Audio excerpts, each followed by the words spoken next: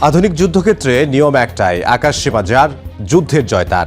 আর ইউরোপীয় চার শক্তির যৌথ সৃষ্টি ইউরোফাইটার টাইফুন হলো সেই যুদ্ধযান, যা শুধু দ্রুত নয় বরং বুদ্ধিমান, স্টেল সমৃদ্ধ, সেন্সর দৈত্য আর এক ভয়ঙ্কর মাল্টিরল প্ল্যাটফর্ম।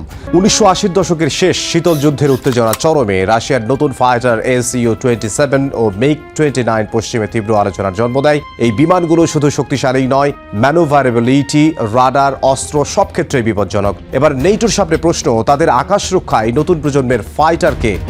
সেই প্রশ্নের উত্তর খুঁজতে জার্মানি, যুক্তরাজ্য, ইতালি ও স্পেন শুরু করলো এক যৌথ প্রকল্প, যার নাম ইউরোপিয়ান ফাইটার এয়ারক্রাফট বা EFA। প্রকল্পটি ছিল ইউরোপের ঐক্যের প্রতীক, কিন্তু বাস্তবে এটি ছিল অত্যন্ত জটিল, কারণ অর্থ বরাদ্দের সমস্যা, প্রতিটি দেশের আলাদা আলাদা চাহিদা, রাডার ও ইঞ্জিন নিয়ে বিতর্ক এবং কে কত কাজ পাবে সেই বিতর্কও ছিল।